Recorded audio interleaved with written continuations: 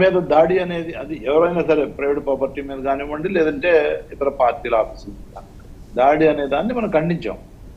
అయితే ఆ రోజు తీవ్రత సీఎం మీద విపరీతమైన ధోరణిలో, జగన్మోహన్ రెడ్డి గారు విపరీతమైన ధోరణిలో వీళ్ళు విరుచుకుపడడం, అసభ్యకరంగా, అనాలోచితంగా, విచక్షణారహితంగా వాళ్ళు చేసిన వ్యాఖ్యల్ని కొంతమంది కార్యకర్తలు డెఫినెట్ గా వాళ్ళు కాస్త నొప్పించుకొని, వాళ్ళ మనసును నొప్పించి కొంత దాడి చేయడం జరిగింది. దాన్ని చట్టం ప్రకారం ఆ రోజే మేము కేసులు పెట్టాం. చట్టం పని ఆ రోజు మేమేమి ఎగ్జామ్షన్ ఇవ్వలేదు, ప్రతి ఒక్కరు కేసులు పెట్టాం కాబట్టి వాళ్ళు కూడా మీరు దాని మీద దాన్నే ముందుకు తీసుకెళ్తున్నారా, మీరేం కొత్తగా తీసుకెళ్తలేదు ఒకటి.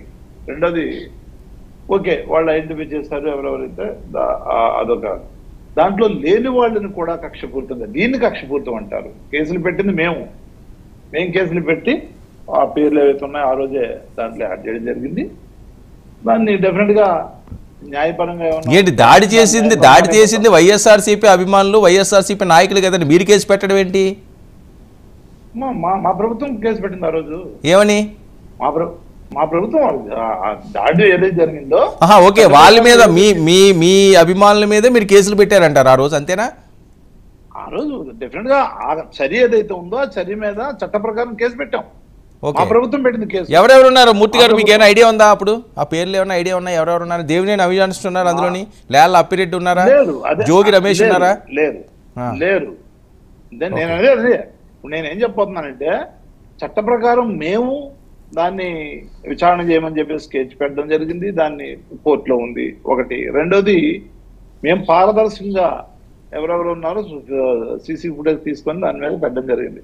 కానీ ఈ ప్రభుత్వం ఏం చేస్తుంది? కక్ష సాధింపు చర్యగా, అంటే చట్టానికి వ్యతిరేకంగా, రూల్స్కి వ్యతిరేకంగా, న్యాయ వ్యవస్థకు వ్యతిరేకంగా లేని వారి పేర్లు చేర్చింది. అందులో అప్పిరెడ్డి గారు లేరు, దాంట్లో అవినాష్ గారు లేరు, జోగి రమేష్ గారు లేరు, ఆర్కే గారు అసలు లేరు, తర్వాత సజ్జల రామకృష్ణారెడ్డి గారు లేరు. వీళ్ళు కక్షపూరితంగా వీళ్ళన్ని పేర్లు తీసుకొచ్చి ఒకటి యాడ్ చేసుకుంటా, అంటే రూల్స్కి విరుద్ధంగా, రూల్స్ ప్రకారం అక్కడ సీసీ ఫుటేజ్ తీసుకోవాలి, లేదంటే డైరెక్ట్ గా చూసిన వాళ్ళు అక్కడ ఉంటారు అది తీసుకోవాలి, ఏమీ లేకుండా వీళ్ళు రూల్స్. కాదు నారాయణమూర్తి గారు, జోగి రమేష్ గారు డైరెక్ట్ గా చంద్రబాబు నాయుడు గారు ఇంటికే అటాక్ వెళ్ళారు కదా, ఇంకా అంతకంటే ఎవిడెన్స్ ముందు ఒక ఇష్యూ అయిన తర్వాత రెండోది అది కూడా మాట్లాడదాం. దీన్ని వాళ్ళ చట్టాన్ని చేతిలో తీసుకొని ఇష్టం వచ్చినట్టుగా వ్యవహరించే కార్యక్రమం చేస్తా ఉన్నాను. చేయండి. కోర్టుకు వెళ్ళాం, కోర్టు నుంచి న్యాయమూర్తులు ఇస్తారు స్టే అనేది. డెఫినెట్ గా న్యాయమూర్తులు స్టే ఇచ్చారు. దాని మీద ఏ విధమైన చర్యలు తీసుకోవద్దు, ఇప్పుడు విచారణ జరుగుద్ది, కానీ వీళ్ళ మీద అరెస్టులు లాంటి చర్యలు తీసుకోవద్దు అని కోర్టు చెప్పింది. వాళ్ళ అవును, మనం ఎవరైనా చట్టానికి, న్యాయానికి, న్యాయ వ్యవస్థకి, చట్టానికి మనం అనుగుణంగానే పోవాలి తప్ప చట్టాన్ని మనం తీసుకుంటాం, రెడ్ బుక్ రాస్తాను, ఎల్లో బుక్ రాస్తాను అంటే కుదరదు. అది మీరు రాసుకోండి, మీ చేతిలో బుక్ ఉన్న, మీకున్న బుక్ మీద కలర్ ఏది వేసుకుంటారో వేసుకోండి, దాని మీద ఏం రాసుకుంటారో రాసుకోండి, అది వేరే విషయం. అది ఎవరు ఇష్టాన్ని బట్టి వాళ్ళు చేసుకుంటారు. కానీ చట్టం న్యాయం ఉంది కాబట్టి దాని ప్రకారం మేము పోతాం, మేము గౌరవిస్తాం. రెండోది, ఇది మీరు జోగి రమేష్ అన్నారు. జోగి రమేష్ కూడా ఆయన దాడి ఆ రోజు ఆ రోడ్డుది సెక్రటరీకి వెళ్ళే రోడ్డు, ఆయనకి అర్జీ ఇద్దామని చెప్పేసి వెళ్ళారు ఆ రోజు. దాన్ని కూడా దాడిగా చిత్రీకరించారు. అసలు ఒరిజినల్ గా చెప్పాలంటే ఈయన మీద దాడి జరిగింది ఆ రోజు. ఈయన కారంతాలు పగలగొట్టారు, ఈయన మీద దాడి చేశారు, చెప్పలే చేశారు. జోగి రమేష్ గారి మీద దాడి చేశారా? ఆ రోజు దాడి జరిగింది కదా. మరి ఆ కేసులో అరెస్ట్ చేశారండి ఆ దాడి చేసిన వాళ్ళందరూ? అదే మేము కేసు పెట్టమని చెప్పారు ఆ రోజు. అదే చెప్తున్నాం, మీకు కూడా అవగాహన ఉంటుంది. ఆ రోజు మనం విజువల్స్ చూసాం, ఆ కారు అద్దాలు పగలగొట్టారు, దాడి జరిగింది ఆ రోజు. ఆయన ఏమన్నారు, నేను ఒక అర్జీ ఇద్దామని చెప్పేసి ముఖ్యమంత్రి గారి, ప్రతిపక్ష నాయకుడు గారికి అని చెప్పేసి ఆ రోజు చెప్పారు. అది నిజం, యథార్థం. అది ఈ రెండింటి కాకుండా ఈ మూడో విషయం ఏం చెప్పారు మీరు, ఈ 100 రోజులు ఏదైతే గవర్నమెంట్ వీళ్ళు ఫామ్ చేశారో కూటమి ప్రభుత్వం ఏం చేసింది అని. ఒకసారి మన రామానాయుడు గారు వీడియో ఒకసారి ప్లే చేస్తే దాన్ని ఒకసారి చూద్దాం. ఈ అమ్మాయికి 15,000, ఈ అమ్మాయికి 15,000, ఈ అమ్మాయికి 15,000, ఆ అమ్మాయికి 15,000, ఈ అమ్మాయి కూడా 15,000, ఆ చివరన్న అమ్మాయి కూడా 15,000, ఈమెకి 1,500, ఆమెకు 1,500, ఆమెకు 1,500, ఆమెకు కూడా 1,500, సంవత్సరానికి 18,000. ఇదిగో ఆ చివరన్న ఆ అమ్మాయి కూడా 15,000, ఇప్పుడు వచ్చింది చిన్న పాప కూడా 15,000 అని. ఎంత దుర్మార్గంగా అంటే అబద్ధాలు చెప్పి, మేము అదే ముందు నుంచి చెప్పింది ఏంటంటే ప్రజల్ని మోసగించడం అనేది ఇది న్యాయమా? 2014లో కూడా ఇదే విధంగా ఆ రైతన్న ప్రతి ఒక్కరికి కంప్లీట్ గా మీరు తీసుకున్న రుణాలన్నీ మాఫీ చేస్తా అని చెప్పింది. వచ్చిన తర్వాత దాన్ని మొక్కలు చేసి చిన్న మొక్క ఇచ్చారు అప్పుడు ఒక పేపర్ని. అట్లాగే మహిళమ్మ తల్లులకి, డ్వాక్రా మహిళలందరికీ కూడా మీరు తీసుకున్న మొత్తం రుణాలన్నీ మాఫీ చేస్తా, బ్యాంకు నుంచి ఏ విధమైన బంగారాలు తీసుకురాకండి, దాన్ని డబ్బులు కట్టొద్దండి అంటే చట్ట వ్యతిరేకంగా, రాజ్యాంగ వ్యతిరేకంగా వీళ్ళు చేసే వాగ్దానాలు, ఆ తర్వాత వీళ్ళు అవలంబించే విధానాలు,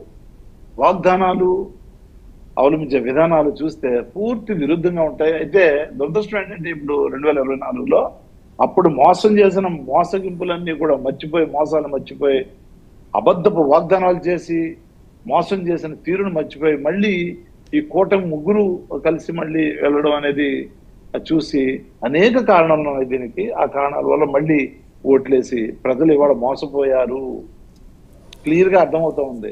సో నెల రోజుల్లో మీ దగ్గర ఉన్న ఇన్పుట్స్ ఇవి, ప్రజలు పూర్తిగా మోసపోయారు, ఇబ్బందులు పడుతున్నారు, అంతేనా? అదే కదా ఎదురుగుంటే మీకు కనపడతా ఉంది కదా. నా దగ్గర ఇన్పుట్స్ కాదు. ఓకే, మీరు సీనియర్ జర్నలిస్టు, మీరు చెప్తున్నదే. ఇవాళ జీవో వచ్చింది, ఆ జీవో ప్రకారమే మాట్లాడుతూ ఉన్నాం. గ్యాస్ సిలిండర్ గురించి వరుసలో లైన్లు కడతా ఉన్నారు, 2 కిలోమీటర్ల లైన్లు ఓకే కొట్టుకుంటా ఉన్నారు అక్కడ.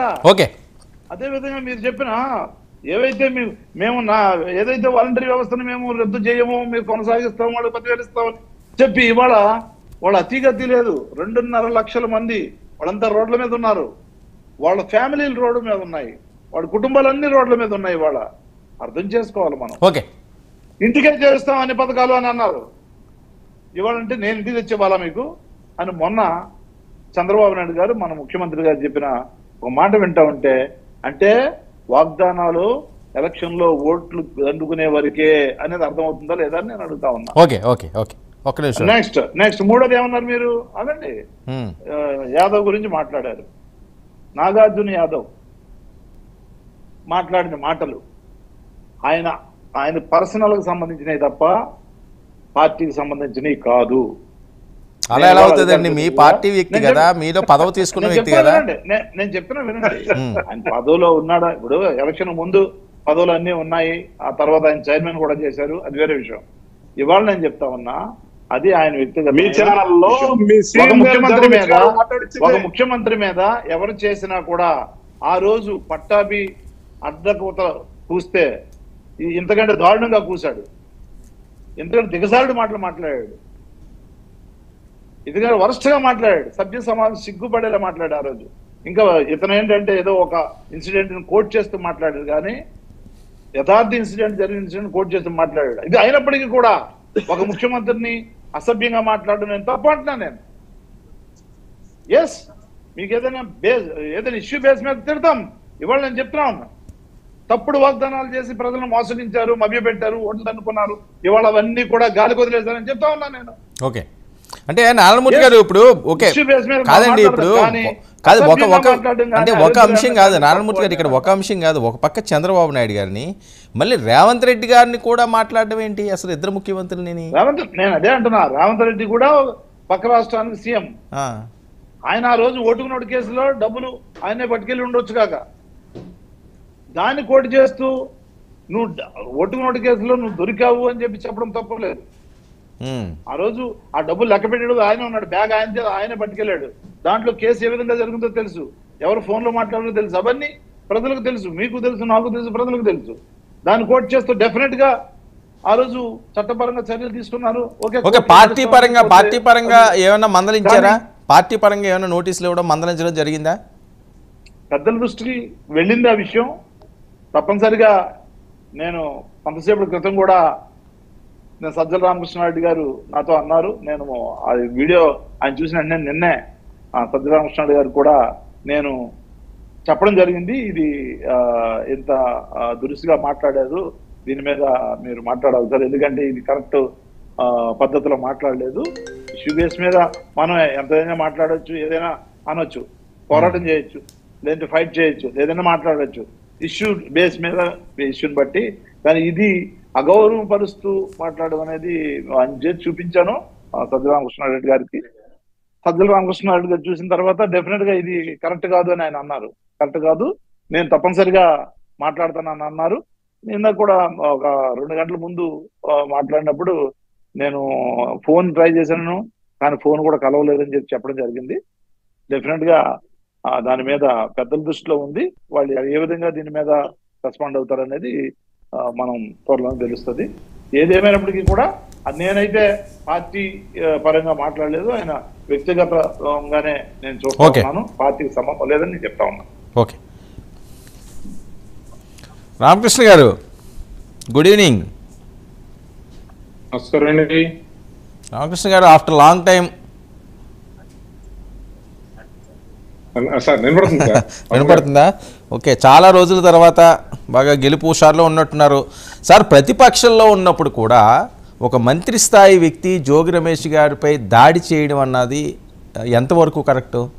ఇప్పుడే నారాయణమూర్తి గారు చెప్పారు ఆయన మీద దాడికి పాల్పడ్డారట, అప్పుడు మీ వాళ్ళ మీద కేసులు కూడా పడ్డాయట.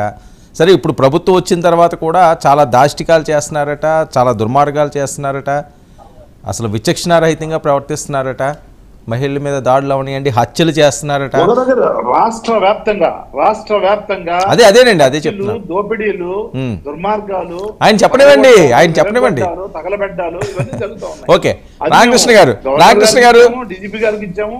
ఓకే, ప్రజాస్వామ్యానికి గొడ్డలు పెట్టు. ఆంధ్రప్రదేశ్ లో ప్రజాస్వామ్యం లేదు. ఓకే ఓకే ఓకే ఆయన మాట్లాడారు. ఓకే, ఆయన మాట్లాడేయండి, ఆయనకి అవకాశం ఇవ్వండి, ఇంకా 2 ఉన్నారు కదా. రామకృష్ణ గారు రెస్పాండ్. వర్మ గారు నమస్కారం. మీకు అలాగే చర్చలో పాల్గొన్నటువంటి మిత్రులు బాజీ గారికి, వెంకటేశ్వర గారికి, నారాయణమూర్తి గారికి, అలాగే 99 వీక్షకులందరికీ నమస్కారం. మీరు మంచి అవకాశాన్ని ప్రతిపక్షంగా ఉన్నటువంటి నారాయణమూర్తి గారికి చాలా విషయాలు మాట్లాడటానికి సుదీర్ఘంగా మంచి ప్రజాస్వామ్య వాతావరణంలో ఎలా అయితే ఉంటుందో మంచి ప్రతిపక్షానికి చాలా అవకాశాలు ఇచ్చారు. సరే, ఆయన యొక్క భావాలన్నీ లేదా భావనలో లేదంటే వారి యొక్క ఆలోచనలు ఏదో దీనిలో వ్యక్తీకరించారు. సరే, చాలా కాలంగా మనందరం డిబేట్స్ లో పాల్గొంటా ఉన్నాం. ప్రత్యేకంగా నేను పాల్గొన్నటువంటి డిబేట్స్ లో సుమారు 10-15 సంవత్సరాల నుంచి ఎప్పుడు కూడా ఒక అనాగరికమైనటువంటి భాషను కానీ లేదంటే ఒక అన్పార్లమెంటరీ వర్డ్స్ కానీ నాకు తెలిసి ఎప్పుడు నేను మాట్లాడలేదు. సరే, ఆ డిబేట్స్ లో ఉన్న 1-2 సందర్భాల్లో తప్పించి ఎవరు కూడా నాతో అలా మాట్లాడలేదు. సరే, అంతవరకు ఇది. సరే, విషయాల దగ్గరికి వచ్చేటప్పటికీ ఆరోపణలు, ప్రత్యారోపణలు, రకరకాల కారణాలు ఇవన్నీ కూడా ఉంటా ఉంటాయి. ఇప్పుడు మొదల నుంచి కూడా ఒకటే చెప్తా ఉన్నాం సార్. 2014-19లో పాలన చూసాం, 19-24లో పాలన చూసాం. మేము మొదల నుంచి కూడా ఈ రాష్ట్రాన్ని దృష్టిలో పెట్టుకుని పరిపాలించండి అని చెప్పాం. మీరు ఇందాక ఒక మాట అన్నారు. సరే, సహజంగా విజయం పొందినప్పుడు ఉండేటువంటి ఆనందం ఉంటుంది, పరాజయం ఉన్నప్పుడు సహజమైన బాధ ఉంటుంది. అయితే ఎప్పుడూ కూడా బాధ్యత ఉండాలి. ఇక్కడ అది మా యొక్క సిద్ధాంతం. సరే, మేము ఓడిపోయినప్పుడు, గెలిచినప్పుడు మేము ఆనందంగా ఉండొచ్చు, ఓడిపోయినప్పుడు బాధపడి ఉండొచ్చు, కానీ బాధ్యత నుంచి నిష్క్రమించలేదు ఏ రోజు కూడా. ఆ రోజు, ఈ రోజు, రేపు, నిన్న ఒకటే మాట చెప్తా వస్తున్నాం. మీరు ఒకసారి చూసుకుంటే గతంలో మాట్లాడినటువంటి మాటలు, సరే అడ్మినిస్ట్రేషన్ పరంగా మాట్లాడేటువంటి సందర్భాల్లో వచ్చినప్పుడు సంబంధించినప్పుడు కానీ లేదా రాజకీయపరమైనటువంటి అంశాలప్పుడు కానీ మేము మాట్లాడినటువంటి మాటల్ని ఒకసారి మీరు చూస్తే ఈ రాష్ట్రం యొక్క ప్రయోజనాలను దృష్టిలో పెట్టుకుని వ్యవహరించండి అని చెప్పాం. అసెంబ్లీలో మాట్లాడినప్పుడు చెప్పాం. ఒకటి ప్రధానమైనటువంటి 2, 3, 4 అంశాలు తీసుకోండి. సరే, ఇప్పుడు ఈ రోజు ఇప్పుడే 4 రోజులు అయింది, ఇప్పుడే విశ్లేషించుకోవడం జరుగుతా ఉంది. గత ప్రభుత్వం యొక్క పాలనలో ఉన్నటువంటి లోపాలు, వెనుకబాటుతనం, జరిగినటువంటి రకరకాలైనటువంటి విధ్వంసాలు లేదా రకరకాలైనటువంటి నష్టాలు, వీటన్నింటినీ కూడా క్రోడీకరించుకోవడం, భవిష్యత్తు కోసం ఏం చేయాలో జరుగుతా ఉంది. 4 రోజుల నుంచి చెప్తే 12వ తారీఖు మీరు చెప్పినట్టు 30 రోజులు అయింది. అయినప్పటికీ కూడా వారికి ప్రజలకు ఇచ్చినటువంటి వాగ్దానం ఏదైతే ఉందో ఆ వాగ్దానాన్ని మేము 7,000 రూపాయలు ఇవ్వటం ద్వారా ఈ రోజు ఎన్డీఏ ప్రభుత్వం ఈ రాష్ట్రంలో పెన్షన్ ని ఇమ్మటే పెంచి చేయటం ద్వారా ముందు మొట్టమొదటిగా శ్రీకారం చుట్టాం. అదే విధంగా వాలంటీర్లతో సంబంధం లేకుండా సచివాలయ సిబ్బందితోనే ఎలా పంపిణీ చేయొచ్చో చూపించాం. 3 నెలలుగా అప్పుడు కూడా తాత్కాలిక ముఖ్యమంత్రిగా ఉంటారండి వారు, అప్పుడు జగన్మోహన్ రెడ్డి గారు. ప్రభుత్వం రద్దు అవ్వదు, ప్రభుత్వం నడుస్తూనే ఉంటుంది. అప్పుడు అలా చేసి ఉండొచ్చు. సరే, అవన్నీ కూడా నేను ఇప్పుడు ఈ సమయంలో వాటిల్లోకి వెళ్ళను. ఎలా చేయొచ్చో చేసి చూపించాం. ప్రతి ఒక్కరికి 15,000 అన్నారా? విద్యార్థులు ఎంతమంది ఉంటే అంతమంది 15,000 అన్నారా? లేదంటే 15,000 అన్నారా? కాదండి, పెన్షన్ కి సంబంధించి నేను చెప్పేది పెన్షన్ కి సంబంధించి 3 నెలలు 3,000 రూపాయలు ప్లస్ 1,000 రూపాయలు పెంచి 4,000 రూపాయలని మొత్తం కలిపి 3 నెలలు 7,000 రూపాయలు ఇచ్చాం. నేను ఇక్కడ మాట్లాడేది ఏమంటే ఒకటి ఏంటంటే 3 నెలల్లో 2 నెలల కాలము 1వ తారీఖు వస్తే మొండు టెండర్లో ఏ విధంగా ఇబ్బందులకు గురి చేశారు. వాలంటీర్లతో ప్రభుత్వ పనులు చేయించొద్దని చెప్పి న్యాయస్థానం చెబితే సరే ఓకే ఓకే అది మాట్లాడినివ్వండి. తప్పది. ఇంటికి మేము పంపించాము, అందరి ఇళ్ళకి మేము అన్ని కూడా పంపిణీ చేస్తామని చెప్పి అన్నారు. ఎంత దుర్మార్గం అది. కార్యకర్తలని అందరినీ కూడా మీరు నాయకులు ఇంటికి పిలిపించుకున్నారు. మీరు చెప్పింది ఏంటి, చేసింది ఏంటి? చెప్పింది ఒకటి, చేసింది ఒకటి. పూర్తిగా విరుద్ధంగా మోసం చేశారు. ఇప్పుడు ఇక్కడ నారాయణమూర్తి గారు ఎంత ఆవేశపడినా లేదంటే ఏ విధంగా ఉన్నా ఇప్పుడు ఏమి తక్షణంగా దీని మీద అతిగా స్పందించే మనస్తత్వం కాదు నాది. నేను స్పందించే అవసరం లేదు. నేను అనేది ఏంటంటే ఇక్కడ గమనించవలసి 1, 2 ఈ రాష్ట్రానికి జరిగినటువంటి సరే ఈ పాలనకే అట్లా ఉంచితే రాష్ట్రానికి సంబంధించి నేను ప్రతి డిబేట్ లోనూ ఒకటి అడిగేవాడిని వర్మ గారు. ఈ రాష్ట్రంలో 50-60 నెలల కాలంలో 100 కోట్ల రూపాయలు ఈ రాష్ట్ర భవిష్యత్ అవసరాల కోసం మనందరం దాచుకుంటాం. 1,000, 2,000 ఎక్కడో సాటి పిల్లలు చదువులుకో డిపాజిట్ వస్తున్నాయి. అలా రాష్ట్ర భవిష్యత్ అవసరాల కోసం 100 కోట్ల రూపాయలు పెట్టుబడి పెట్టినటువంటిది కానీ ఇప్పుడు ఇందాక వాళ్ళు చెప్పారు అక్కడ ఇప్పుడు జరుగుతుంది 10,000 రూపాయలతో ప్రారంభించి 10,000 కోట్ల రూపాయలకి వెళ్ళారు. ఇండియన్ మొత్తం వరల్డ్ లార్జెస్ట్ మెడిటెక్ జోన్ అయిందని చెప్పారు వైజాగ్ లో. ఇప్పుడు ఇందాక మాట్లాడినటువంటి అలా మనం ఇది చేసాం. మేము చేసినటువంటి 5 సంవత్సరాల పాలనలో ఇప్పుడైనా సరే నారాయణమూర్తి గారు మిగతా విషయాలన్నీ అలా పక్కన పెట్టి మేము ఇది పునాది వేసాం, ఈ పునాదిని మీరు కంటిన్యూ చేయండి మేము చెప్తున్నాం అని చెప్పి ఒక్క విషయం చెప్పమానండి. ఈ 5 సంవత్సరాల కాలంలో మేము ఇదిగో ఈ చెట్టు పెట్టాం, ఈ చెట్టుని మీరు నీళ్లు పోసి రేపు కాయల దాకా తీసుకురండి అని ఒక్కటి చెప్పమానండి. ఒక్కటి ఓకే కాదు రామకృష్ణ గారు. ఓకే ఓకే రామకృష్ణ గారు నేను కంపెనీల పేర్లు చదవమంటారా? ఓకే ఓకే సరే సరే వినండి. ఇప్పుడు కంపెనీల పేరు చదువుతుంటే అది పెద్ద పంచాయతీ అవుతుంది. రామకృష్ణ గారు ఒక్క విషయం అండి, అక్రమంగా కేసులు పెడుతున్నారట, కొంతమందిని టార్గెట్ చేశారట, రెడ్ బుక్ ఇంప్లిమెంట్ చేస్తున్నారట, నిజమా? మీకు ఒకటి చూస్తే ఇంకోటి వర్మ గారు ఎప్పుడు కూడా పవిత్రమైనటువంటి స్థలంగా పార్టీ ఆఫీస్ భావిస్తూ ఉంటాం ఎవరైనా సరే. అది మన సొంత ఇల్లు లాంటిదే ప్రతి కార్యకర్తకి కూడా. అవును. పార్టీ ఆఫీస్ మీద దాడి చేయటం ఏంటండి? ఇప్పుడు పార్టీ ఆఫీస్ మీద దాడి చేసి పగలగొట్టేసే ఇదేం ప్రజాస్వామ్యంలో ఉన్నావా, ఇంకెక్కడ ఉన్నాం సార్? నాకు అర్థం కాల. పార్టీ ఆఫీస్ మీద ఇప్పుడు నేను సరిగ్గా మాట్లాడలేదు సార్, లేదా నేను సరైన మాటలు మాట్లాడలా, నేను సరిగ్గా మాట్లాడలేదని మీరు భావించినప్పుడు దానికి చట్టపరమైనటువంటి చర్యలు తీసుకోవడానికి బదులుగా ఆఫీసులు ఇళ్ల మీద పడిపోయి ధ్వంసం చేసేసి లేదంటే ఇంకోటి చేయటమే తప్పు అయితే పార్టీ ఆఫీస్ మీద పడతాం ఏంటండి? ఒక ప్రధాన ప్రతిపక్షంగా ఉన్న పార్టీ ఆఫీస్ మీద పడితే చింతించి ఆ రోజు ఉన్నటువంటి హోంమంత్రో, ఆ రోజు ఉన్నటువంటి డీజీపీనో, ఆ రోజు ఉన్నటువంటి వారు ఎవరైతే ఉంటారో వారు వచ్చి స్పందించి ఇది తప్పు అని చెప్పాల్సినటువంటి బాధ్యత ముఖ్యమంత్రితో సహా అందరికీ ఉంది. ఒక్కళ్ళన్నా మాట్లాడారా సార్? ఒక్కళ్ళన్నా? అంటే ఇవన్నీ నేను ఎందుకు అంటున్నానంటే ఇవే పరిపాలనలో లోపాలు, పాలనలో లోపాలు, రాజకీయ పరమైనటువంటి విమర్శలు, పారిశ్రామిక విమర్శలు, ఆరోపణలు, ప్రత్యారోపణలు అప్పుడు ఉంటాయి, ఇప్పుడు ఉంటాయి, రేపు ఉంటాయి సార్. కానీ నేను చెప్పేది ఇవి ఎప్పుడున్నా కూడా మనం చూడాల్సింది ఒకటేనండి. మనం చూడాల్సింది ఒకటే. ఈ రోజు మనం అందరం కూడా ఈరోజు ప్రజాస్వామ్యాన్ని పరిరక్షించడానికి, రాష్ట్ర అభివృద్ధి వైపు అడుగులేసేదానికి చెప్పండి. ఇప్పుడు ఈ చర్చలో పాల్గొన్నాం, ఈ చర్చలో నలుగురున్నాం, ఈయన చెప్పేదానికి ఇదిగో ఇక్కడ ఈ పని చేస్తుంటే బాగుంటుంది అని చెప్పి ఒకసారి బాగా నాకు గుర్తు. ఒక్క నిమిషం సార్, మీలాంటి చర్చలో పాల్గొన్నప్పుడే కర్ణం ధర్మశ్రీ గారు ఆ రోజు ఇలాగే మేము అధికారంలో ఉన్నప్పుడు ఫలానా వ్యక్తికి కావాలని పెన్షన్ రాకుండా అడ్డం పడుతున్నారంటే దాన్ని వెంటనే తీసుకుని వెళ్ళి అడగండి ధర్మశ్రీ గారు. నేనేమంటున్నానంటే అది నిజమా కాదా అని చెప్పించి మళ్ళీ సమాధానం చెప్పాను. నేను ఎందుకు చెప్తున్నా అంటే డెమోక్రసీ బాగుండాలి, ప్రజలు బాగుండాలి, రాష్ట్రం బాగుండాలి. విధ్వంసం చేసుకుంటా వెళ్తే ఇప్పుడు వీళ్ళ దగ్గర డబ్బులు ఉన్నాయి కాబట్టి వెళ్ళి హైకోర్టుకి వెళ్ళి బెయిల్ తెచ్చుకునే ప్రయత్నం చేస్తున్నారు సార్. కింద మీరు ధ్వంసం చేయమని పంపించిన వాళ్ళందరూ జైల్లోకి వెళ్ళి మగ్గుతున్నారు. అంటే నేను చెప్పేది మీ ఆఫీస్ మీరు విధ్వంసాన్ని తెలుగుదేశం ఆఫీస్ మీద విధ్వంసాన్ని రెచ్చగొట్టి విధ్వంసంతో బతకాలనుకున్నారు. అసలు ప్రధాన ఓకే ఓకే రామమూర్తి గారు ఒక్క నిమిషం. ధ్వంసం అంటే దీన్ని అంటారు కదా.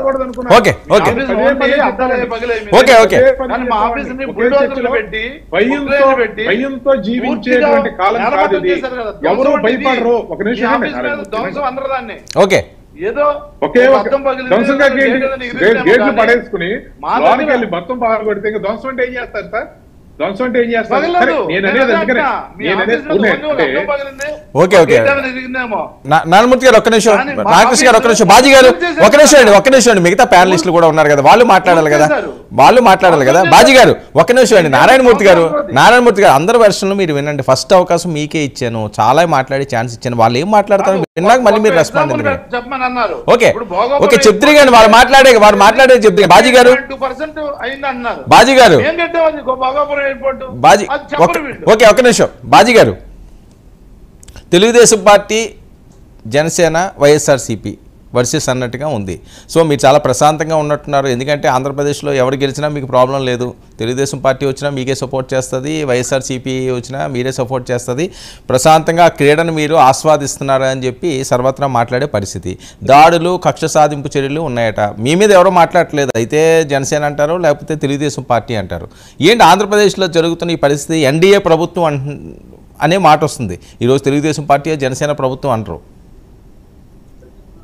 సార్ వరుణ్ గారు నమస్కారం. అదేవిధంగా ప్యానల్లో ఉన్నటువంటి నారాయణమూర్తి గారికి, వెంకటేశ్వర గారికి, రామకృష్ణ గారికి, చూస్తున్న వ్యూయర్స్ అందరూ కూడా మీ ద్వారా నమస్కారం. నేను ప్రత్యేకంగా రిక్వెస్ట్ చేస్తా ఉన్నాను, నా వాయిస్ అయ్యేంత వరకు నారాయణమూర్తి గారిని మాట్లాడించుకోవడం చెప్పాను. నేను అది ఒకటి చేసి పెడితే మీ డిబేట్ బాగా జరిగిద్దని నా ఉద్దేశం. సార్, నరేంద్ర మోడీ గారు 3వ దేశానికి ప్రధానమంత్రి అయ్యారు ఎన్డీఏ కూటమిలో. ఎన్డీఏ కూటమిలో తెలుగుదేశం పార్టీ, జనసేన పార్టీలు కలిసి ఆంధ్రప్రదేశ్ రాష్ట్రంలో కూడా అధికారంలోకి వచ్చినటువంటి పరిస్థితి. మేము గతంలో పరిపాలించినటువంటి వైసీపీ ప్రభుత్వానికి అన్ని రకాలుగా నిధులిచ్చాం, అన్ని రకాలుగా అభివృద్ధికి సహకరించాం. అది కేంద్రంలో ఉన్నటువంటి ప్రధానమంత్రి నరేంద్ర మోడీ గారు ఈ రాష్ట్రానికి చేసినటువంటి బాధ్యత. ఇప్పుడు కూడా నిధులు ఇస్తాం, ఇప్పుడు కూడా అభివృద్ధికి సహకరిస్తాం. పూర్తిగా ఆంధ్రప్రదేశ్ని పునర్నిర్మాణం చేసుకోవడానికి కావాల్సినటువంటి అన్ని రకాల సహకారం చేస్తాం. ఇది భాగస్వామ్యం. మేము 3 పార్టీలుగా ఉన్నటువంటి మా యొక్క లెక్క ఏదైతే ఉందో, మొట్టమొదటి నుంచి మేము అనేక డిబేట్లో మాట్లాడుతూ ఉన్నాము. వైసీపీ నుంచి అనేక మంది మాట్లాడుతూ ఉన్నారు. వారి పద్ధతి ప్రకారం వారు చెప్తా ఉన్నారు, వారి వాదన వారు చెప్తా ఉన్నారు. సాక్షాత్తు అప్పటి ముఖ్యమంత్రి ఆయనే చెప్పారు, నేను మీకు మేలు చేశానని మీరు నమ్మితే నాకు ఓటేయండి అని అడిగారు. ఇంతకన్నా బ్రహ్మాండంగా ఇంకెవరు మాట్లాడలేరని చెప్పని వాళ్లే చెప్పారు.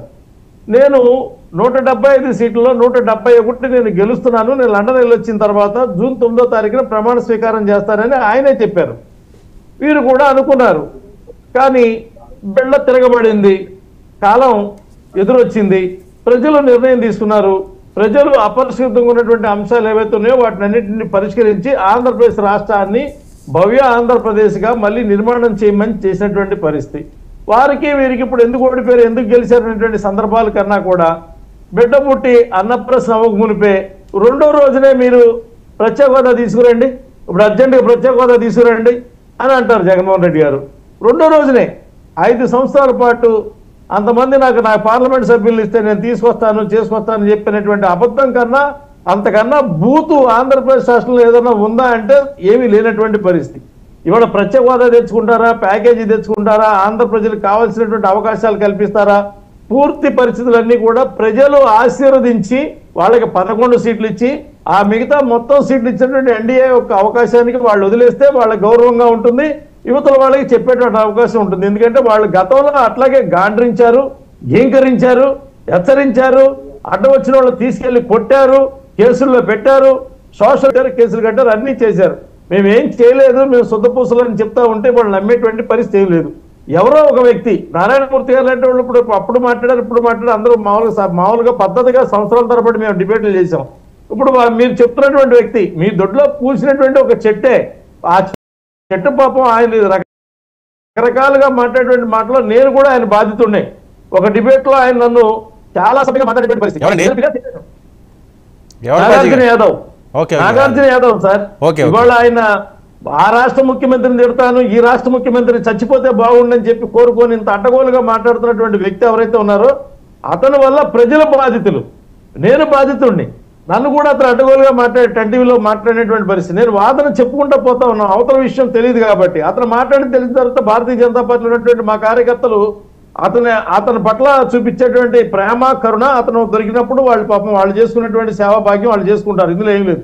ఇందులో గొప్పతనం ఏంటంటే ఎవరైతే ప్రతిపక్ష నాయకుడి ఇంటి మీదకి వెళ్ళి దాడి చేస్తాడో అని మనం అనుకున్నాం. కానీ ఇందా నారాయణమూర్తి గారు చెప్పిన తర్వాత మనకు అర్థమైంది ఏంటంటే చంద్రబాబు నాయుడు గారు ఇల్లే మన జోగి రమేష్ గారి దగ్గరికి వెళ్ళిందండి. వెళ్ళి నువ్వు నన్ను కొట్టు, నా మీదకి దాడికి రా, నా దాడికి రా అని అదే అడిగింది. అప్పుడు పాపం ఆయన ఏం చేస్తాడంటే తప్పనిసరి పరిస్థితి ఆ పక్కన శంకర్ రెడ్డిని లాగి తల మీద కొట్టేసి గాయం చేసి మీ గోల్ పడలేనరా బాబు అని ఆయన చెప్పాడు. ఒట్టు అమాయకుడు జోగి రమేష్ గారు ఆయన మీద కేసు కట్టడం చాలా దారుణమైనటువంటి విషయం. పాపం అలా ఇంటికి వెళ్ళి బాధపడినందుకు Telugu Desam party office, Telugu Desam party యొక్క ప్రతిపక్ష నాయకుడు ఇల్లు బాధపడినందుకు వెంటనే గృహ నిర్మాణ శాఖ మంత్రి వచ్చేసింది ఆయనకి.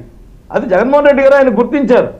అదేవిధంగా అవినాష్ గారికి పాపం టికెట్ వచ్చేసింది వెంటనే. ఎందుకంటే అది కూడా తెలుగుదేశం పార్టీ ఆఫీస్ కూడా వాళ్ళ దగ్గరికి వెళ్ళింది, మమ్మల్ని మా అద్దాలు పగలగొట్టు, మా కుర్చీలు ఎరగొట్టు, మొత్తం చేయమని చెప్పి. అప్పుడు కేసులు పెట్టి చాలా మందిని అందరినీ అరెస్ట్ చేసినటువంటి పరిస్థితి. మీ దెబ్బ వల్ల ఒక మాట మాత్రం నారాయణమూర్తి గారి నోట్లో ఇచ్చాను, నారాయణ నారాయణ అని ఒక చక్కటి మాట. వాళ్ళ న్యాయమూర్తులు అనే మాట అన్నారండి. వాళ్ళు 5 ఏళ్ల పాటు న్యాయ స్థానాల్లో కూర్చున్న వాళ్ళని ఆ జడ్జెస్ ఎవరైతే ఉన్నారో వాళ్ళని అన్నటువంటి మాట ఈ రోజు సంబంధించిన సంతోషించాల్సిన పరిస్థితి. 90% ఇప్పుడు మంత్రులు ఎవరైతే ఉన్నారో అందరూ వైసీపీ హయాంలో కేసులు పెట్టించుకున్న వాళ్ళు, జైలుకి వెళ్ళిన వాళ్ళు మాత్రమే మంత్రులు అయ్యారు సార్, ముఖ్యమంత్రితో సహా. వాళ్ళు జైలు పెట్టించుకున్న వాళ్ళే తప్ప ఎవరు పాపం ఆ పద్ధతిగా వెళ్ళి ఏ కష్టం లేకుండా ఇల్లు ఎవరు లేరు. పోరాటం చేసి దెబ్బలు తిని కేసులకు వెళ్ళి రాళ్ళు ఎప్పించుకొని తల్ల పగిలి ఆ కేసుల్లోకి వెళ్ళే తప్ప ఇవాళ వెళ్ళేటువంటి పరిస్థితి లేదు. రాష్ట్ర అభివృద్ధి చెందదా ప్రజలు ఏం కోరుకున్నారంటే మీరు ఉచితంగా ఇచ్చేటువంటి ఆయచితంగా వచ్చేటువంటి పథకాలు మాకు అవసరం లేదు, ఆయన అంత మునుపు చేసినటువంటి అప్పులు చాలు, ఈ రాష్ట్రాన్ని బాగు చేయండి, ఈ రాష్ట్రాన్ని మళ్ళీ అభివృద్ధిలో పెట్టండి, పక్క రాష్ట్రం వాళ్ళు అవమానించేలాగా దేశంలో ఉన్నటువంటి అవమానం పడేటువంటి ఆంధ్ర రాష్ట్ర పరిస్థితి కాకుండా మళ్ళీ దీన్ని ఒక చక్కటి మార్గంలో చేయండి, మళ్ళీ రాష్ట్రానికి రాజధాని లేకుండా చేశాము, మళ్ళీ దాన్ని చేయమని చెప్పని ప్రజలు ఇచ్చినటువంటి తీర్పు సార్. ఆ 11 సీట్లు ఇచ్చినందుకు గౌరవించి పాపం వాళ్ళని ఇంకా మాట్లాడకుండా ఇన్ని సీట్లు ఎక్కువ ఇచ్చారు కాబట్టి మీకు మేము గౌరవిస్తాం అని చెప్తే వాళ్ళకి గౌరవం ఉంటుంది, మాకు కూడా గౌరవం ఉంటుంది అనేది నా విజ్ఞప్తి. ఓకే వెంకటేశ్వర గారు. సార్ వెంకటేశ్వర గారు, కక్ష సాధింపు చర్యలు కొనసాగుతూనే ఉన్నాయి, చాలా దారుణాలు చేస్తున్నారట.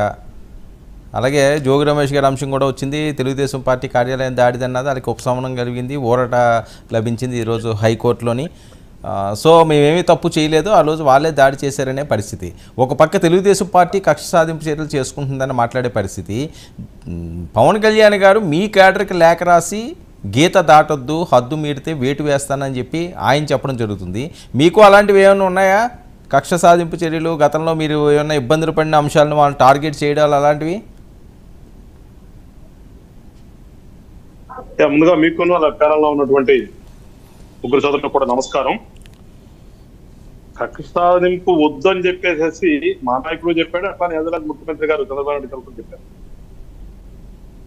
మనకి జనం గెలిపించింది, ఇన్ని సీట్లు ఇచ్చింది, ఒక బాధ్యతగా మెలుగుతామో, రాష్ట్ర అభివృద్ధి కోసం పనిచేద్దామని చెప్పి ఇద్దరు నాయకులు కూడా క్లియర్ గా చెప్పారు.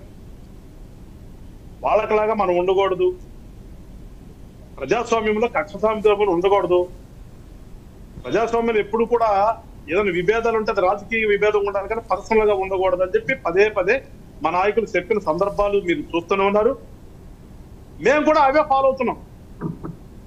ద్వారంపూడి చంద్రశేఖర్ రెడ్డి గారి మీద ఏం చేస్తున్నారు అక్కడ? అదిగో ద్వారంపూడి చంద్రశేఖర్ రెడ్డి గారి మీద ఏం చేస్తారని అడుగుతున్నారు. దిగజారిపోయి దగ్గరుండి ఓకే ఓకే ఆయన మాట్లాడేవండి, నెగ్గించారా అన్నట్టుగా దిగజారిపోయి కింద దగ్గరుండి ఇద్దరు కూడా మంత్రి, అదే డిప్యూటీ సీఎం మంత్రి ఇద్దరు కలిపి ఆయన మీద నిజంగా ఎంత దారుణంగా చేస్తున్నారు చూడండి. ఓకే దీన్ని కక్షాదిం పడ్డారా లేదంటే? ఓకే ఒక్క నిమిషం ఆయన మాట్లాడమండి. ద్వారంపూడి గారి పరిస్థితి ఏంటి వెంకటేశ్వర గారు?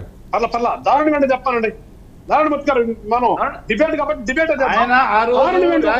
ఒక్క నిమిషం నారాయణమూర్తి గారు మాట్లాడినివ్వండి ఆయన్ని. ఆయన తాతలు తండ్రులు చేసిన వ్యాపారం అది. ఓకే సరే ఓకే కంప్లీట్ చేయడం మీకు ఇస్తాను. మీరు పాయింట్ రైజ్ చేశారు కదా నారాయణమూర్తి గారు ఆయన ఇప్పుడే మొదలు పెట్టారు. నువ్వు లీగల్ గా చేస్తున్నావా ఇల్లీగల్ గా చేస్తున్నావా? ఇల్లీగల్ వ్యాపారం నువ్వు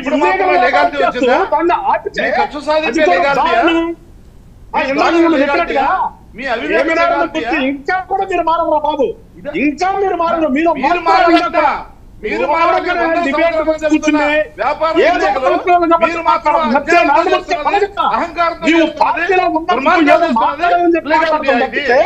ఈ రోజు మీరు అసలు చేసిన తప్పులు మీరు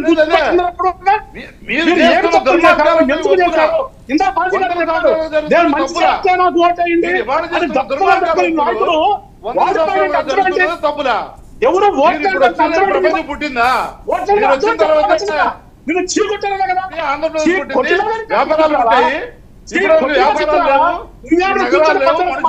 అడుగుతుండే ఏదో అన్యాయం చేశారు, దౌర్జన్యాలు చేశారు.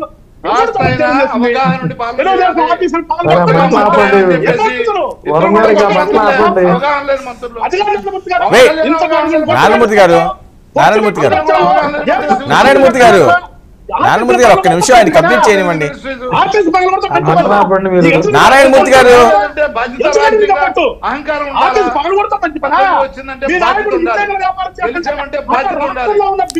సరే ఓకేలేండి ఒక్క నిమిషం ఆయన మాట్లాడినివ్వండి, కంప్లీట్ చేసేకి మీకు ఇస్తాను.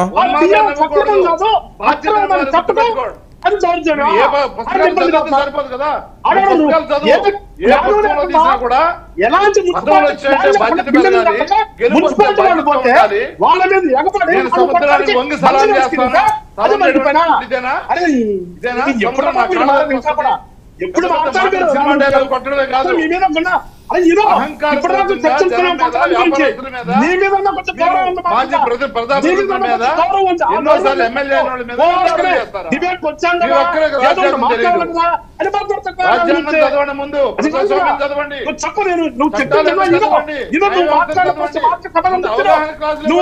ఓకే ఓకే ఒక్క నిమిషం అండి నారాయణమూర్తి గారు వినాలండి మీరు. నారాయణమూర్తి గారు ఒక్క నిమిషం మీరు మాట్లాడారు ఆయన స్టార్ట్ చేసేసరికి మీరు స్టార్ట్ చేస్తే అలాగా. ఒక్క నిమిషం మీరు అడిగారు, ఒక్క నిమిషం అండి నారాయణమూర్తి గారు ఒక్క నిమిషం వెంకటేశ్వర గారు ఒక్క నిమిషం ఉండండి. వెంకటేశ్వర గారు ఒక్క నిమిషం. నారాయణమూర్తి గారు దయచేసి మీరు ఇంటరప్ట్ చేయొద్దు. మీకు నేను అవకాశం ఇస్తాను, ఆయన మాట్లాడనివ్వండి. మీరు చంద్రశేఖర్ గారిది మీరు మాట్లాడారు, ప్రస్తావన తెచ్చారు. నేను అడుగుతాను ఏంటి చంద్రశేఖర్ గారిని, ద్వారంపూడి చంద్రశేఖర్ గారిని గతంలో మీరు హెచ్చరించారు, వార్నింగ్ ఇచ్చారు, ఈ రోజు కక్ష సాధింపు చేస్తున్నారు అని చెప్పి వాళ్ళు మాట్లాడే పరిస్థితి. స్ట్రైట్ గా పాయింట్లోకి రండి. స్ట్రైట్ గా అడుగుతున్నాను, ఆ గోడౌన్లో ఉన్నాయని సక్రమా? గోడౌన్లో కొన్ని లక్షల టన్నులు అక్కడ పడేశారు, వాటికి ఆధారం లేవు, వాటిని గవర్నమెంట్ సీజ్ చేయడం తప్ప? అది తప్ప. సరే ఈ రోజు పట్టుకున్నారంటున్నారండి వాళ్ళు, ఈ రోజు వ్యాపారం చేస్తున్నారన్నది కాదు కదా పాయింట్. ఈ రోజు పట్టుకున్నారంటున్నారు.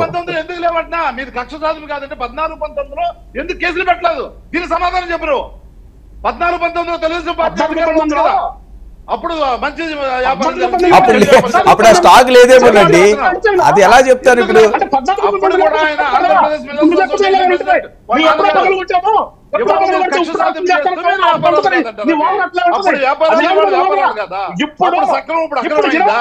ఏం మాట్లాడుతున్నారు మీరు? మాట్లాడండి, పద్ధతిగా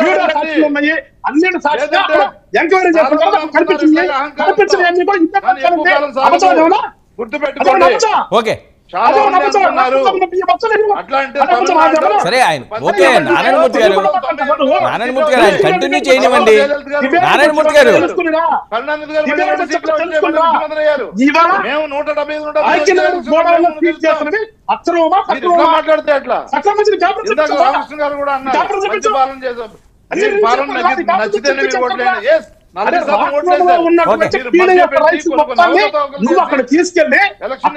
నారాయణమూర్తి గారు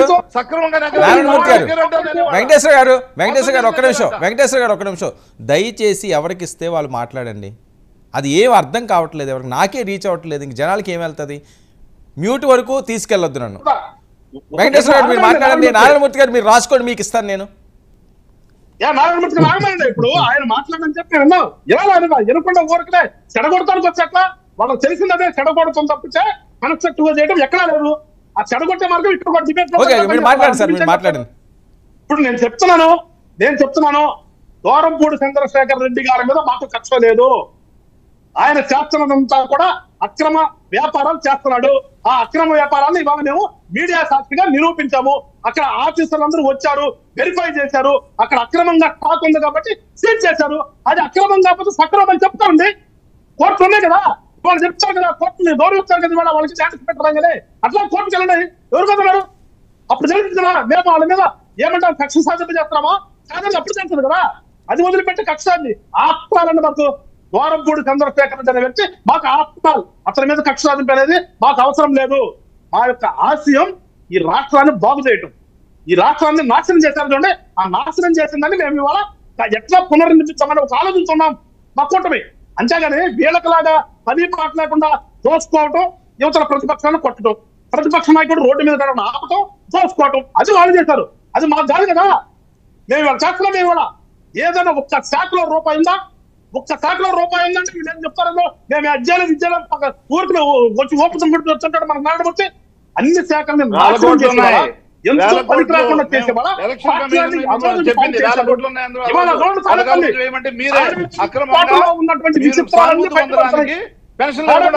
చుట్టూ ఏ రకంగా నిర్మించుకున్నాడో, బారికేడ్లు ఏ రకంగా పూల వనాలు పెంచుకున్నాడో ఇవాళ బయటకు వస్తున్నాయండి.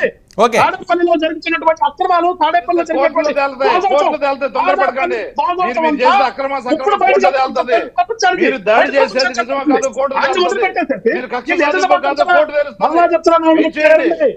మేము రాష్ట్రాన్ని పునర్నిర్మించే పనిలో ఉన్నాము.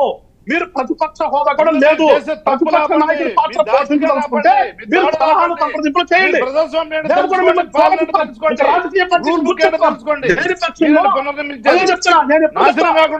రాజకీయ పార్టీ కానే కాదు, దొంగల సమూహము, ఇది ఒక దొంగల సమూహము వైఎస్ఆర్ అనేది.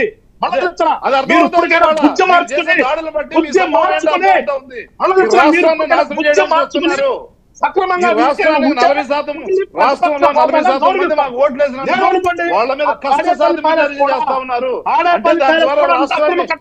పట్టించాలని చూస్తున్నారు మీరు.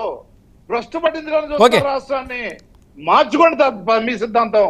ఓకే ఓకే ఓకే రామకృష్ణ గారు, కూడా అక్రమ కట్టడమే. ఆయన దగ్గర కూడా చెప్తా ఏంటండి అక్కడ బ్యాలెన్స్ కడితే ఓకే ఒక్క నిమిషం అండి, ఒక్క నిమిషం. నారాయణమూర్తి గారు ఒక్క నిమిషం మీరు వెయిట్ చేయండి. నారాయణమూర్తి గారు ఒక్క నిమిషం మీరు వెయిట్ చేయాలి. నారాయణమూర్తి గారు వినాలండి మీరు. నారాయణమూర్తి గారు ఒక్క నిమిషం. వెంకటేశ్వర గారు ఏంటి, ఏం ప్యాలెస్ అక్రమం? మీ తాడేపల్లి ప్యాలెస్ కూడా అక్రమ కట్టడమే. అదేంటి ఇప్పుడు కొత్త వివాదం?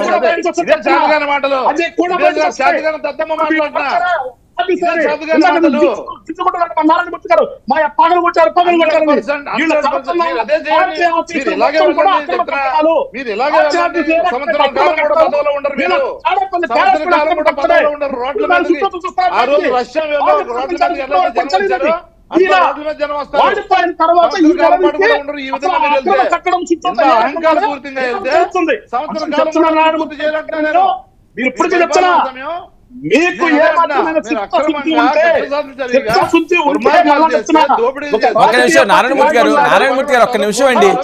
నారాయణమూర్తి గారు వెయిట్ అండి, నారాయణమూర్తి గారు అరే ఆయన అంతా కాదండి. ఆయన వినండి, ఆయన ఒక అభియోగం చేసినప్పుడు ఆయన ఏం మాట్లాడుతున్నారో కూడా మీరు వినకుండా దానికి రిప్లై ఇవ్వడానికి మీరు మధ్యలో మాట్లాడితే ఏమర్థమవుతుంది? తాడేపల్లి ప్యాలెస్ జగన్మోహన్ రెడ్డి గారి నివాసం అక్రమం అని మీ జనసేన దగ్గర ఏమైనా రిపోర్ట్ ఉన్నదా? పవన్ కళ్యాణ్ గారి చేతికి ఏమైనా దానికి సంబంధించిన ఫైల్స్ ఏమైనా వచ్చినాయా? వెంకటేశ్వర గారు ఏ ధైర్యంతో చెప్తాను మీరు? ఒక నిమిషం అండి. నారాయణమూర్తి గారు ఆయన మాట్లాడమని నేను అడుగుతున్నాను కదండి. దానికి కూడా మీరు మాట్లాడితే ఏంటి? అది ఏమైందో మీరు తెలుసుకుంటే మంచిది కదా. రేపు ఏం జరిగింది వెంకటేశ్వర గారు మీకు ఎలా తెలుసు? ఆ రిపోర్ట్ ఏమైనా ఉందా? చెప్తున్నాను వరం గారు, ఇప్పుడు చెప్తున్నా ఇప్పుడు ఎట్లయితే ఇప్పుడు అసలు ఆ బిల్డింగ్ ఎట్లా ఉంది, ఆ బిల్డింగ్ చుట్టూ ఏ రకంగా చేశారో బయటకు వస్తుందో, అదే విధంగా దాంట్లో జరిగినటువంటి అక్రమాలు కూడా ఎన్ని వైలేషన్స్ ఉన్నాయో ఆ వైలేషన్స్ అన్ని కూడా మేము ఖచ్చితంగా మీడియాకి ఇస్తాం, త్వరలోనే ఇస్తాం మీడియాకి. వెయిట్ చేయండి. ఓకే, మీ దగ్గర రిపోర్ట్స్ తరం కూడా కాదు, మీ తరం కూడా కాదు.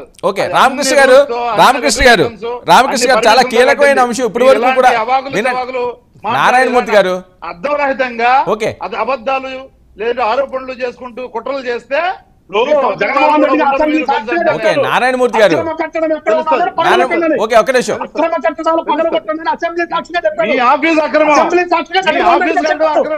నారాయణమూర్తి గారు ఒక్క నిమిషం వెంకటేశ్వర గారు నారాయణమూర్తి గారు మీరు అసలు నారాయణమూర్తి గారు వినాలండి మీరు. అరే నారాయణమూర్తి గారు ఏంటి అది ప్రతి పాయింట్కి కూడా ఇక క్రాస్ టాక్ చేసుకుంటా కూర్చుంటే మిగతా వాళ్ళు మాట్లాడినవ్వండి, చాలా ఇంపార్టెంట్ ఇష్యూ కదా. ఆయన ఎందుకన్నారు ఉప ముఖ్యమంత్రి పార్టీ అది, ఆయన ఒక జిల్లాకి అధ్యక్షుడు, ఆయన మేము త్వరలోనే దానికి సంబంధించి ఇస్తున్నాం అంటే చాలా కీలకమైన అంశం కదా. రామకృష్ణ గారు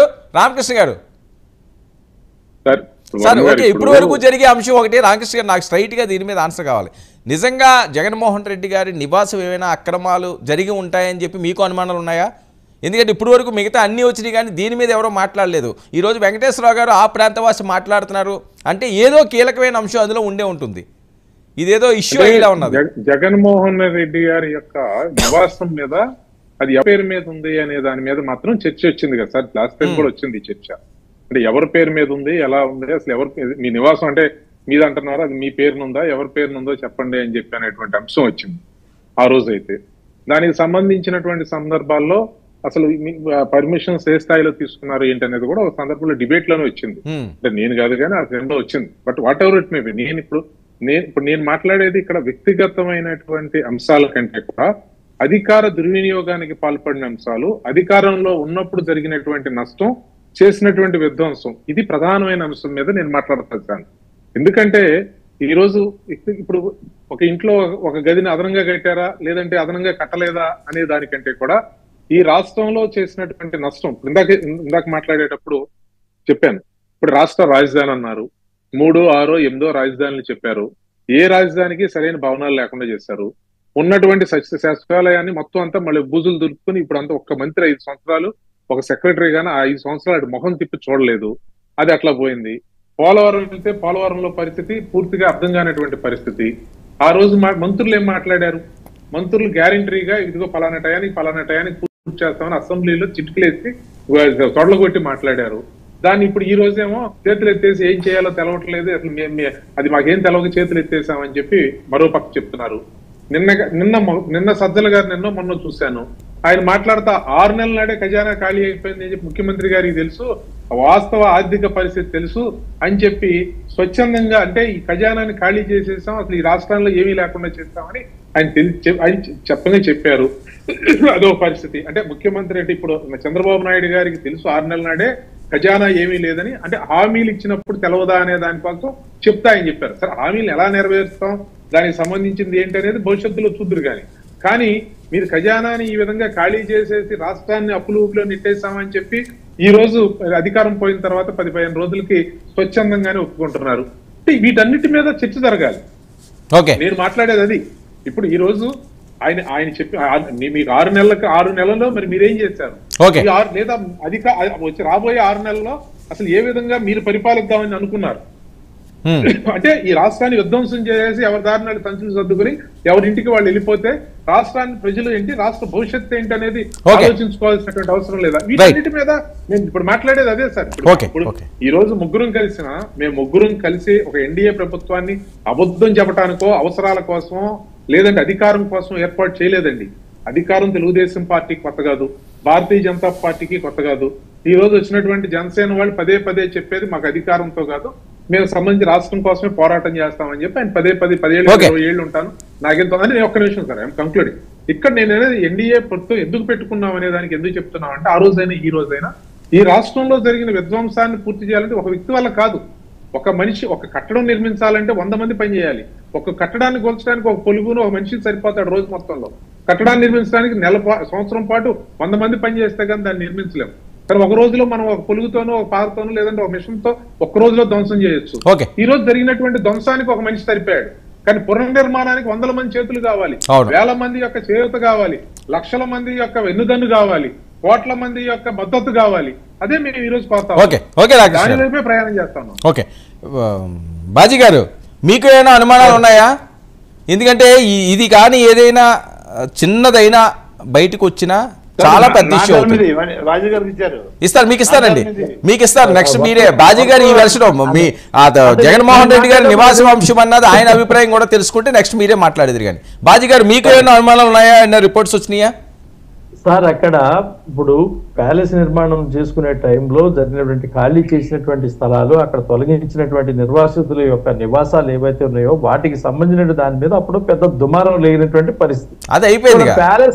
ప్యాలెస్ గొప్పతనం ఎంత గొప్పతనం అంటే సాక్షాత్తు తిరుపతి వెంకటేశ్వర స్వామి గారి యొక్క ఆ దేవాలయం యొక్క నమూనాను కూడా ఇంట్లో కట్టుకోగలిగేంత పెద్ద ప్యాలెస్ ఏర్పాటు చేసుకున్నటువంటి ఘనమైనటువంటి గత ముఖ్యమంత్రి వర్యులు ఇప్పుడు వారికి సంబంధించినటువంటి డాక్యుమెంటేషన్ మీద మన జనసేన నాయకులు తీసుకున్నటువంటి అంశాల మీద ఖచ్చితంగా వాళ్ళు తీసుకొచ్చి చూపించే దాని మీద వాళ్ళు ప్రూవ్ చేసుకోవాల్సిన పరిస్థితి. వారు కూడా ఒక సవాల్ ఇస్తారు, మీ తరం కాదని. కాకపోతే ఇక్కడ ఏమంటామంటే ప్రజల ఆస్తులు మొత్తం కూడా తాకట్టు పెట్టినటువంటి గత ప్రభుత్వం ప్రజలని ఆకట్టుకోలేక కింద పడినటువంటి పరిస్థితి జరిగిందో, ఇవాళ ప్రజల మధ్యలో పరదాలు తొలగించలేక పరదాల మధ్యలో తిరిగినటువంటి గత ముఖ్యమంత్రి ఇవాళ పరదాలు తొలగించి ప్రజలతో మమేకమయ్యి పెన్షన్ ఇచ్చినప్పుడు పెన్షన్దారుడు ఇంటికి వెళ్ళి టీ తాగినటువంటి చంద్రబాబు నాయుడు గారి యొక్క నాయకత్వం పట్ల ఇవాళ వైసీపీ విధానం ఏంటనేది స్పష్టంగా పోవాలి. ఆంధ్రప్రదేశ్ యొక్క నిర్మాణంలో వాళ్ళు విస్మరించినటువంటి అంశాలు ఏవైతే ఉన్నాయో దాన్ని ఈ ఎన్డీఏ ప్రభుత్వం స్వీకరించి చేస్తుందండి. చేసేటువంటి క్రమంలో ఇవాళ నిన్న జరిగింది బ్యాంకర్ సమావేశం. 5,40,000 కోట్ల రూపాయల రుణాలు ఇవ్వడానికి బ్యాంకర్లు ముందుకు వచ్చారండి. ఇవాళ బీపీసీఎల్ జరిగిందండి. 74,000 కోట్లతో వాళ్ళు బ్రహ్మాండమైనటువంటి పెట్రో కాంప్లెక్స్ చేయడం కోసం అది ఎప్పటి నుంచో మేము అనేక డిబేట్లో చెప్పేవాళ్ళం, మీరు దాన్ని పట్టించుకోవడం చెప్పని ఇవాళ ఇవ్వడానికి సిద్ధంగా వచ్చినటువంటి పరిస్థితి. 982 కిలోమీటర్ల యొక్క కోస్తా తీరంలో గుజరాత్ తర్వాత భారతదేశంలో అద్భుతమైనటువంటి అవకాశాలు ఆంధ్రప్రదేశ్ రాష్ట్రాన్ని ప్రజలు ఒక్కసారి అవకాశం అన్నందుకు ప్రజలు దీవించి ఇచ్చినటువంటి యొక్క 150 సీట్లు ఏవైతే ఉన్నాయో దుర్వినియోగం చేసుకున్నారు. వాళ్ళు దానికి బాధపడాలి. వాళ్ళ అవకాశాన్ని ప్రజలు అందించడం దుర్వినియోగం చేసుకొని మేము బాగానే చేశామని చెప్పి మీరు నమ్మితే ఇవ్వండి ఓట్లని అయిపోయిన తర్వాత ఇప్పుడు ఇంకా మీరు బాగా చేయట్లేదని చెప్పనేటువంటి పరిస్థితి ఏదైతే అన్ని అక్రమాలు తీస్తారండి. ప్రతి అక్రమానికి ఒక లెక్క ఉంది సార్. ఇక్కడ ధైర్యంగా మీసాలు మెలేసిన వాళ్ళు, తొడలు కొట్టినోళ్ళు, గుండ్లు గీయించుకుంటా అన్నోళ్ళు, మీసాలు తీయించుకుంటా అన్నవాళ్ళు, రాజకీయ సన్యాసం చేసేస్తా అన్నవాళ్ళు, ఒకళ్ళైతే ఇప్పుడు మాట్లాడుతూ ఉన్నారు చూసారు. ఎందుకంటే మీరు చెప్పారు అంబటి కొడాలని, ఆ కొడాలని అయితే ఏమనంటే ఓడిపోతే నేను వెళ్ళి మాజీ ముఖ్యమంత్రి బూట్లు దొరుకుతా అన్నాడు. అక్కడ ఎదురుతున్నారు, లేదా ఆ బూట్లు పట్టుకొని ఇంటి చుట్టూ తిరుగుతున్నారు. ఇంటి దగ్గర ఏమో కంపేశారు, కంచె ఎవరు జరగాలకుండా కంచెలు వేశారండి. పోలీసులు కంచెలు పెట్టుకున్నారు. వాళ్ళ గతంలో ఏమో ఇళ్లలో గోడలు దూకెళ్ళి హైదరాబాద్ కూడా వెళ్ళి దూకెళ్ళి అరెస్ట్ చేసుకొచ్చేవాళ్ళు. ఇప్పుడు వాళ్ళింటికి వచ్చేవాళ్ళు రానికుండా కంచెలు వేసుకోవాల్సిన పరిస్థితి వచ్చింది. ఎందుకు ఈ కర్మ ఎందుకు వచ్చిందంటే ప్రజలు ప్రజాస్వామ్యంలో దీవించినప్పుడు మనం నిలబడ్డటువంటి భూమిని మర్చిపోయి మేము ఆకాశానికి దేవుళ్ళు లాంటి వాళ్ళం, లేకపోతే నేను దైవదూత లాంటి వాడిని, లేకపోతే నేను ప్రత్యేకమైనటువంటి నియంతని, నేను ప్రజల్లో కలవను, నా వల్లే మీరు గెలిచారు, నా వల్లే మీరు ప్రజలు బతుకుతున్నారు అనేటువంటి ఒక నియంత రూపంగా మారిపోయినటువంటి గత ముఖ్యమంత్రి యొక్క పరిస్థితికి ఈ రోజు కింద స్థాయిలో ఉన్న వాళ్ళు తార్కాన్ని పడుతున్న ఇబ్బందులు. ఇందాక రామకృష్ణ గారు మాట చెప్పారు, వాళ్ళ వెనకాల తిరిగి కర్మకాలిన పాపానికి కార్యకర్తలు జైల్లో ఉన్నారు. అక్రమంగా డబ్బు సంపాదించుకున్నాడు, బెయిల్ తీసుకొని బయటకు వచ్చి తిరుగుతున్నాడు. ఎవరున్నాడంటే అమాయకుడు నాడు జైల్లో అంటున్నాడు. అమాయకుడు కాదండి, పేదవాడు ఉన్నాడు. వాళ్ళ నమ్ముకున్నటువంటి పేదవాడు జైల్లో ఉన్నాడు. ఇవాళ అక్రమార్జన చేసినటువంటి వాళ్ళు బయటకు వచ్చి తిరుగుతూ ఉన్నారు. వాళ్ళు ఒక దాంట్లో పోతే ఇంకో దాంట్లో పోతారు, ఇంకో దాంట్లో పోతారు. మాట చెప్తానండి, ఒక మాట ఒక లాస్ట్ కంప్లీట్ చేస్తాను. ఆయన చెప్పారు చూసారా పట్టాభి గారిని ఆదర్శంగా తీసుకోమని. ఆ పట్టాభి గారు చెప్పారు లైన్ లో వచ్చినప్పుడు, ఏమండి ఎవరైతే పేర్లు చెప్పారు మీరు రెడీ అవ్వండి, దుడ్డు బియ్యం తినడానికి, కింద పడుకుంటానికి, ఇండియన్ టాయిలెట్ వాడటానికి, ఏదో వారానికి 200 గ్రాములు తినడానికి, వారానికి ఒకసారి చికెన్ తినడానికి రెడీ అవ్వమని చెప్పారు కదా. ఇవన్నీ ట్రైన్అప్ చేసుకునేటువంటి కార్యక్రమంలో ఎవరైతే తప్పులు చేశారో వాళ్ళు సిద్ధపడతారు. కానీ కొంతమంది తప్పు చేస్తే నారాయణమూర్తి గారు లాంటి వాళ్ళు కొంచెం వాళ్ళని కంట్రోల్ చేయాలని చెప్పని విజ్ఞప్తి చేస్తా ఉన్నారు. ఓకే, నారాయణమూర్తి గారు డైరెక్ట్ గా జగన్మోహన్ రెడ్డి గారు ప్యాలెస్ కే సెగ పడుతున్నట్టున్నారు. ఎందుకంటే ఖచ్చితంగా త్వరలోనే మేము నిరూపిస్తాం అంటున్నారు. అంటే పవన్ కళ్యాణ్ గారి చేతికి కానీ ఈ ఇన్ఫర్మేషన్ వెళ్ళకపోతే నాకు తెలిసి వెంకటేశ్వరరావు గారు ఎంత ఓపెన్గా మాట్లాడరు. ఎందుకంటే వాళ్ళ నాయకుడి దృష్టిలో ఉన్న అంశాలే వీళ్ళు డిబేట్లో తెస్తుంటారు. సో పవన్ కళ్యాణ్ గారి చేతికి వెళ్ళింది. పవన్ కళ్యాణ్ గారు ఇప్పుడు ఎమ్మెల్యేగా గెలలేని వ్యక్తి కాదు, అసెంబ్లీ గేట్ దాటలేని వ్యక్తి కాదు, ఉప ముఖ్యమంత్రి హోదాలో ప్రధాన భూమిక పోషిస్తున్న వ్యక్తి. ఒకవేళ ఏవైనా చిన్న చితక అక్కడ ఏమైనా జరగడానికి అక్రమంగా ఏదైనా జరిగితే ఇబ్బందులు తప్పవేమో. మీకు ఒక విషయం చెప్తా వినండి. ఈ భూమిక లేదు హత్య అని నేను ఒకటే చెప్తా ఉన్నా. ఇవాళ మొదటిసారిగా వాళ్ళు భూమిక లేదు నేనేమంటానంటే ఇవాళ మొదటిసారిగా మంత్రి అయ్యారు. వాళ్ళు ముగ్గురు కూడా మొదటిసారిగా మంత్రులు అయ్యారు. ఇది జనసేన నుంచి. వీళ్ళకి తెలియని విషయం ఏంటో తెలుసా?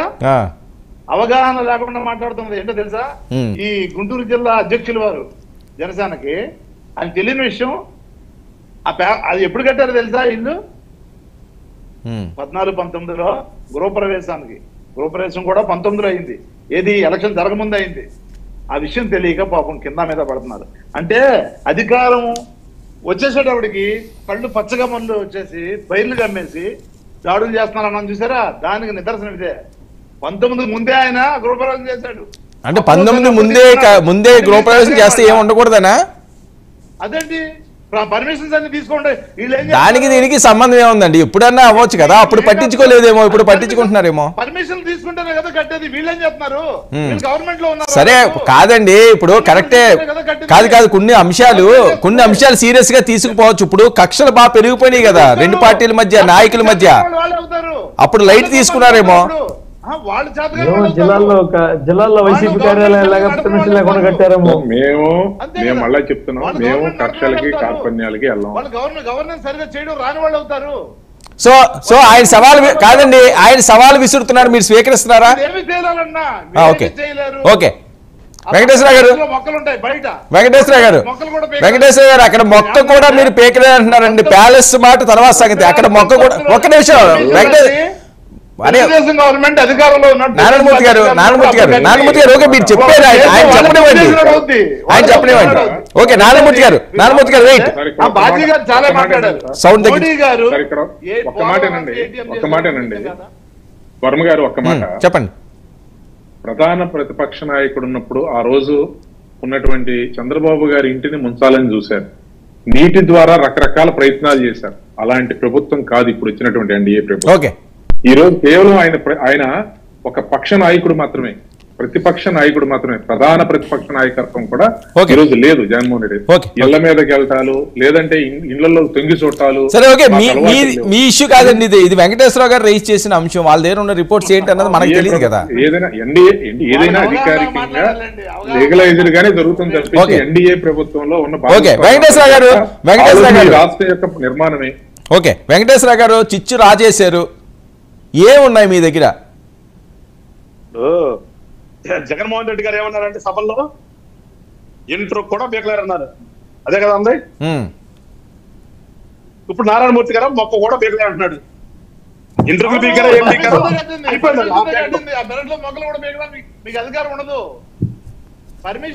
సరే ఆయన మాట్లాడినవండి. నారాయణమూర్తి గారు మీరు మాట్లాడినవన్నీ మీరు మాట్లాడారు. ఒక్కరు కూడా మిమ్మల్ని క్రాస్ టాక్ చేయలేదు. ఆయన వినండి, ఆయన మాట్లాడినవండి. ఇప్పుడు నారాయణమూర్తి గారు ఏమంటారు? మొక్క కూడా బీకలేని అంటారు. మేము మొక్క బీకుతామో దాంట్లో ఉన్నటువంటి ఎన్ని వైలేషన్స్ ఉన్నాయో ఆ వైలేషన్స్ అన్ని బీకుతామో. వెయిట్ చేయండి సార్. ఎప్పుడు పర్మిషన్ వచ్చింది, ఎప్పుడు చేసామన్నది కాదు. ఇప్పుడు మీరు కట్టున్నారు కదా ప్యాలెస్లు, దేనికన్నా ఒక్కదానికన్నా పర్మిషన్ ఉందా? అప్పుడు మీరేం చేశారు? గవర్నెన్స్ లేదా నువ్వు ఇప్పుడు మీరు కట్టుకున్నటువంటి ప్యాలెస్ ఒక్కదానికైనా పర్మిషన్ ఉందా మున్సిపాలిటీలో? అది మీ గవర్నెన్స్. ఆ గవర్నెన్స్ కాదు. నేను చెప్తున్నాను మళ్ళా, అప్పుడు మీరు కట్టారు కానీ ఎంత వైలేషన్ ఉందో దాంట్లో చూపిస్తాను. రేపు వెయిట్ చేయబ్బా, వెయిట్ చేయి. ఎందుకు కొందరెందుకు? ఏమి పీకలా ఉన్నాడు నాయకుడు?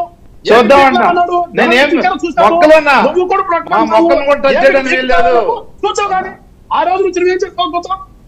ఆ పీకే రోజు నుంచి ఏం చెప్పావు చూసాం. ఎందుకు కొందరెందుకు? మళ్ళా చెప్తున్నాం మేము ప్రతిదీ లీగల్గానే వెళ్తాము. వీళ్ళకిలాగా ప్రజా వేదికని పగలగొట్టి ఈ రోజు కూడా స్థితిలో పట్టుకోగలే. అట్లా మేము చెయ్యం. మేము చేసేది లీగల్ గా చేస్తాము. లీగల్ గానే ఎత్తి పక్కన కొడతాం, లీగల్ గా పగల కొట్టాల్సి వస్తే పగల కొడతాం, తీసి మళ్ళీ అడ్డం లేకుండా చేస్తాం. నీకులాగా సునకానందం పొందేటట్టుగా సునకంలాగా ఊరినట్టు పగలగొట్టి ప్రజల సొమ్ముని నాశనం చేసే పద్ధతి మా దగ్గర లేదు. మళ్ళా చెప్తున్నా, మీ నాయకుడు చెప్పిన ఏం చెప్పాడు? పేదవాడికి ఒక న్యాయం, ఉన్నవాడికి ఒక న్యాయం. అధ్యక్ష, పేదవాడికి ఒక న్యాయం. పేదవాడు చెప్ప రేట్లు చేసుకుంటే పగలు కొడతారు. చంద్రబాబు నాయుడు గారు టాలెంట్లు కొట్టొచ్చా? నేను మళ్ళా అదే చెప్తున్నా, అందరికీ ఒకటే న్యాయం ఉంటుంది రాష్ట్రంలో. ఎక్కడ వైలేషన్స్ ఉందో ఆ వైలేషన్స్ చూపించి చేస్తాం కూడా, ఖచ్చితంగా సిద్ధంగా ఉండమని చెప్తున్నా. ఒక్క బీగుతామో ఏం బీగుతామో ఆ రోజు తెలిసింది. సో దీనికి సంబంధించి అయితే కీలకమైన రిపోర్ట్స్ ఉన్నాయి, అంతేనా సార్? మేము సీక్రెట్ ఏజెన్సీ కాదు మాది, గూఢచర్య మేము చేయం. వాళ్ళకలాగా 4 ఆఫీసుల్లో ఒకటి ఇంటెలిజెన్స్ కి, ఒకటి సిఐడికి పెట్టుకుని చెయ్యం. మేము ఇవాళ ఉన్నటువంటి వ్యవస్థలు ఏదైతే ఆ వ్యవస్థల ప్రకారంగానే పోతాము. వాళ్ళ నాయకుడు చెప్పాడు కదా, వైలేషన్ ఉండకూడదు అనేది. ఆ వైలేషన్స్ లేకుండానే చేస్తాం. వాళ్ళ మాట వాళ్ళకి చేస్తాం మేము. మా మాట ఏం కాదు, మా ఏదో ఆయన అంటున్నట్లు మా కక్షలు ఇంకోటి కాదు. అక్కడ ఏదైతే వైలేషన్స్ ఉన్నాయో ఆ వైలేషన్స్ ని లీగల్ గానే మేము కంప్లీట్ చేస్తాం. ఏం చేయాలి చేస్తాం. Okay, thank you so much Venkateswara గారు చర్చలో పాల్గొన్నందుకు. థ్యాంక్ యూ అండి. గుడిపాటి రామకృష్ణ.